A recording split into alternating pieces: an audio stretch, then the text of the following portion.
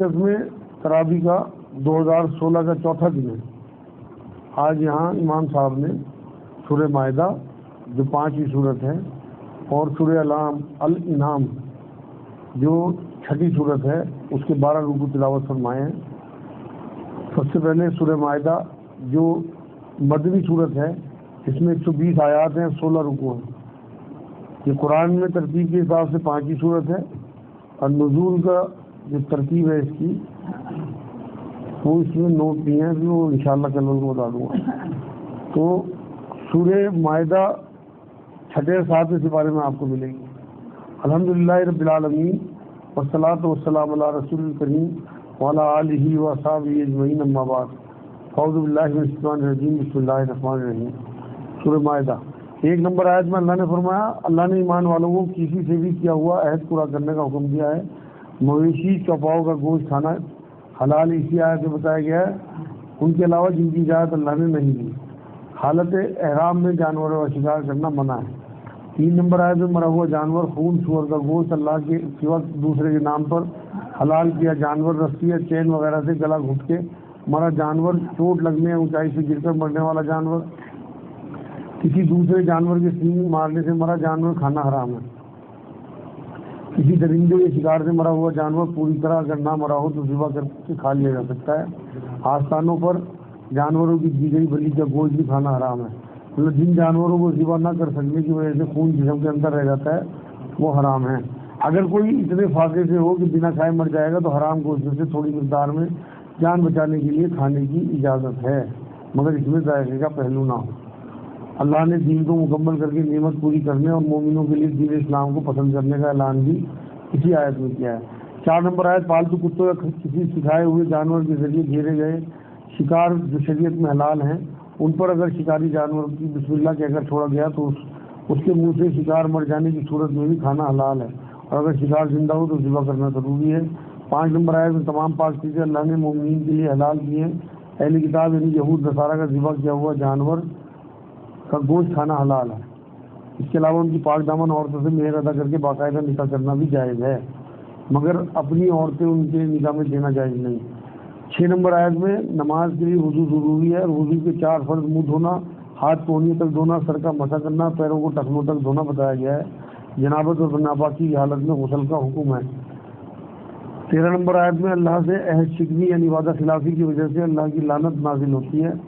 17 number آیت، عیسیٰ علیہ السلام کو اللہ بتانے والے لوگ کافر ہیں، مطلب جتنے بھی عیسائی عیسیٰ علیہ السلام کو خدا مانتے ہیں وہ کافر ہیں اللہ کی نظر میں۔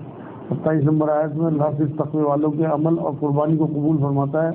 28-29 نمبر آیت میں قاتل کے سر پر مقتول کے تمام گناہ رکھ دیے جاتے ہیں اگر مقتول کا ارادہ قاتل کو قتل کرنے کا نہ ہو۔ 30 نمبر آیت میں آدم علیہ السلام کے ایک بیٹے قابیل نے اپنے نفس کے بہکاوے میں آ کر اپنے بھائی حابیل کو قتل کر دیا اور ہمیشہ کے نقصان میں آ گیا۔ قیامت کا پہلا قتل تھا اور یہ کائنات کا پہلا قتل تھا، اور قیامت تک جتنے بھی قتل ہوں گے وہ اس کے نام لکھے جاتے رہیں گے، اس میں اس کا بھی حصہ ہوگا۔ 31 نمبر آیت میں ایک قبر کے ذریعے اللہ نے انسان کو قبر کھود کر دفنانا سکھایا، ورنہ آج ہماری لاشوں کا پتہ نہیں کیا حال ہوا کرتا۔ 32 نمبر آیت میں ناحق یہ قتل چاہے مسلم کا ہو یا غیر مسلم کا کرنے والا پوری انسانیت کا قاتل ہے، اور ایسے ہی کسی ایک کی بھی جان بچانے والا گویا پوری انسانیت کو زندہ کرنے والا بتایا گیا ہے۔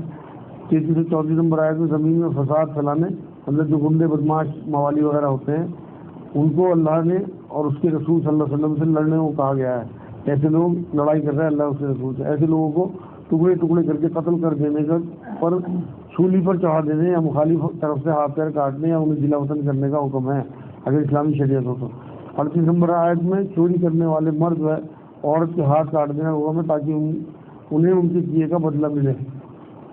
45 نمبر آیت میں توریت میں اللہ نے حکم دیا تھا کہ جان کے بدلے جان، آنکھ کے بدلے آنکھ، ناک کے بدلے ناک، کان کے بدلے کان، دانت کے بدلے دانت، اور کسی بھی زخم کے لیے برابر کے بدلے کی اجازت ہے، لیکن جو معاف کرے وہ اس کی اپنی معافی کے لیے بہتر ہے۔ 49 نمبر آیت میں دنیا کے تمام معاملات میں چاہے گھر والوں کے لیے ہوں یا معاشرے کے لوگوں کی خواہشوں کے حساب سے نہ چل کر ہوشیاری کے ساتھ اللہ کے احکام کے مطابق چلنے کا حکم ہے۔ 51 نمبر آیت میں ایمان والوں کو یہود اور نصارہ سے دوستی کرنے سے منع کیا گیا ہے کیونکہ اسلام کی دشمنی میں ایک دوسرے کے دوست ہیں۔ 54 نمبر آیت میں مومنین میں سے اگر کوئی اپنے دین سے گرے گا نہیں دینی اور اجتماعی ذمہ داری ادا نہیں کرے گا تو اللہ بہت جلد ایسی قوم لائے گا جن سے اللہ محبت کرتا ہے اور وہ اللہ سے محبت کرتے ہوں گے، اور مومنین پر نرم دل اور کافروں پر تیز اور سخت ہوں گے، اللہ کی راہ میں جہاد کرنے والے ہوں گے، کسی ملامت کرنے والے کی ملامت کی پرواہ نہ کریں گے۔ 55-56 نمبر آیت میں نمازوں کی پابندی خشوع کے ساتھ اور مستحق کو روب سے نہیں بلکہ جھک کر زکوٰۃ ادا کرنے والوں کے دوست اللہ، اس کے رسول اور ایمان والے ہوتے ہیں۔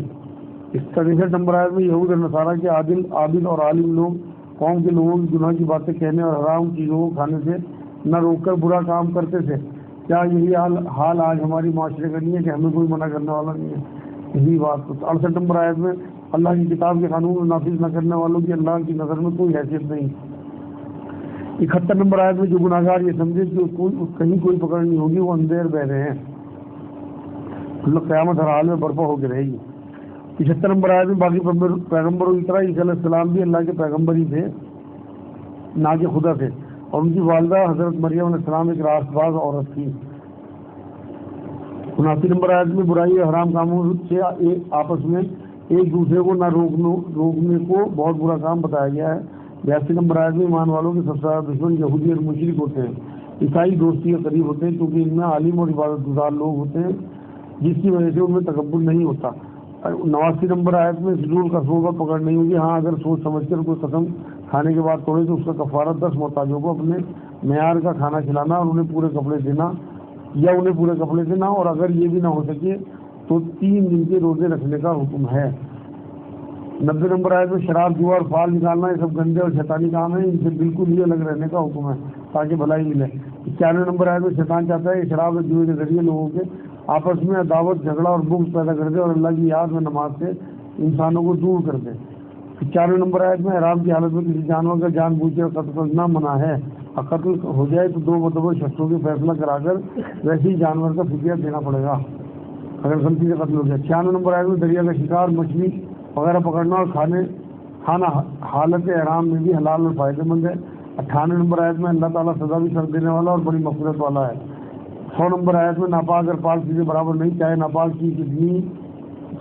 چیز کی زیادتی کتنی ہی اچھی لگتی ہو، جیسے آج سود کی فراوانی ہے، اچھا لگتا ہے مگر ناپاک کی کوئی ویلیو نہیں ہے اللہ کی نظر میں۔ 101 اور 102 نمبر آیت میں ایمان والوں کو ایسی باتیں پوچھنے سے منع کیا گیا ہے جن کے جواب انہیں ناگوار لگے اور حجت قائم ہو جائے۔ اس کے بعد 110 111 نمبر آیت میں عیسیٰ علیہ السلام اللہ کے حکم سے گوشت کی عمر میں بھی اور بڑے ہونے پر بھی لوگوں سے اللہ کی باتیں کرتے تھے، اللہ نے انہیں حکمت کی باتیں سکھائیں اور توراۃ انجیل کی تعلیم دی۔ اللہ کے حکم سے عیسیٰ علیہ السلام گارے سے پرندے کی شکل بنا کر اسے پھونک مارتے تو وہ زندہ ہو جاتا، اس کے حکم سے ہی وہ مادرزاد اندھے ہوئے کوڑی کو اچھا کر دیتے تھے اور اس کے حکم سے ہی مردوں کو زندہ کر دیتے تھے۔ یہ تمام معجزے اللہ کے حکم سے ہوتے تھے۔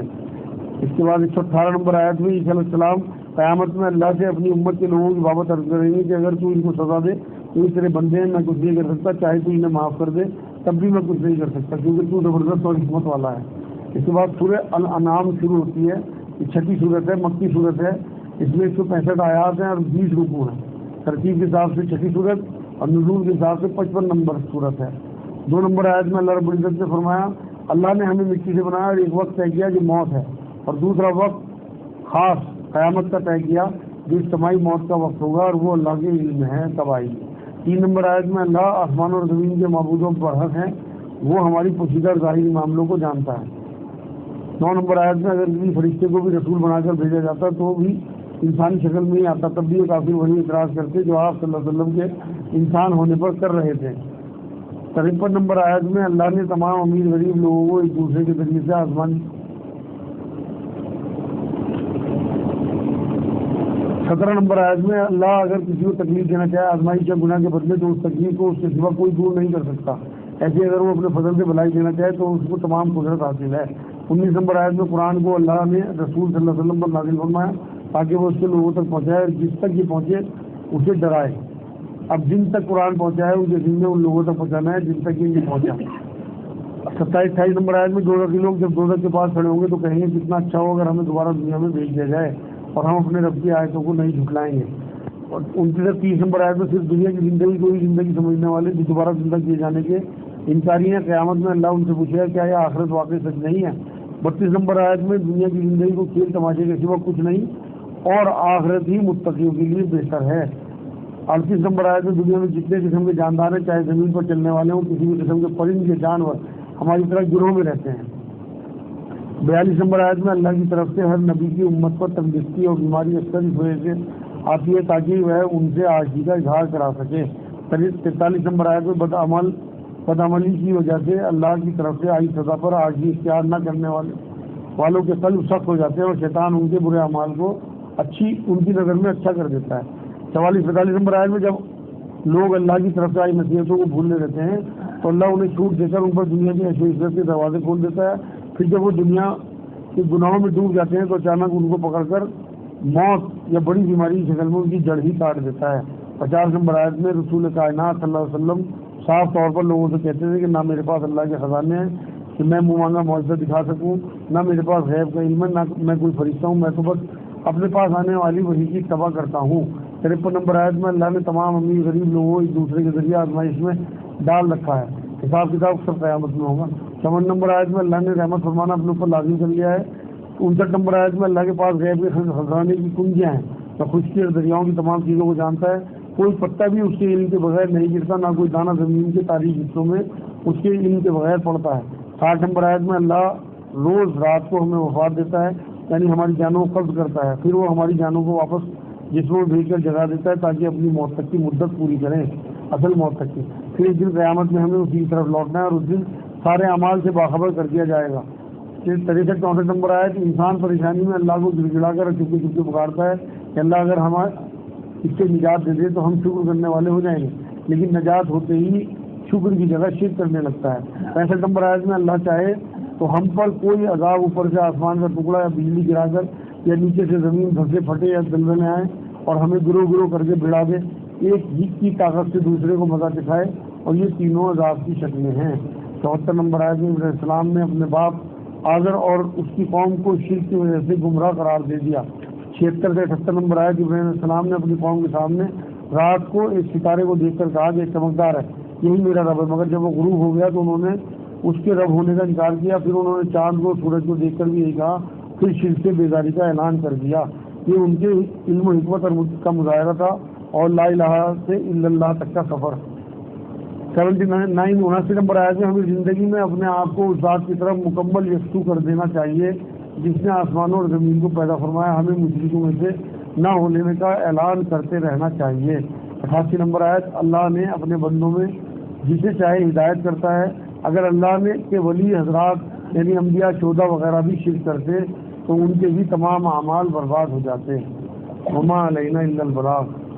آج آپ کو رمضان سے متعلق ایک خوشخبری اور سنا دوں کہ آپ جب سارا دن بھوکے رہتے ہیں تو آپ کے معدہ خالی ہونے کی وجہ سے جو اندر سے بو آتی ہے، رسول اکرم صلی اللہ علیہ وسلم یہ خوشخبری دے کے گئے ہیں کہ وہ آپ کے خالی معدے کی بو جو ہے اللہ رب العزت کو مشک اور کافور کی خوشبو سے بھی زیادہ عزیز ہے، اس لیے اپنی اس بو کی قدر کرا کریں، بہت زیادہ غرارے بہت زیادہ کلیے نہ کریں، بلکہ جب آپ کی بو یہ اللہ کو پسند ہے اسے قائم رکھیں تو روزے کی بھی احتیاط ہوگی زیادہ کلیے نہ کرنے سے، اور اللہ کی طرف بھی آپ کا رجوع بڑھے۔ وما علینا الا البلاغ۔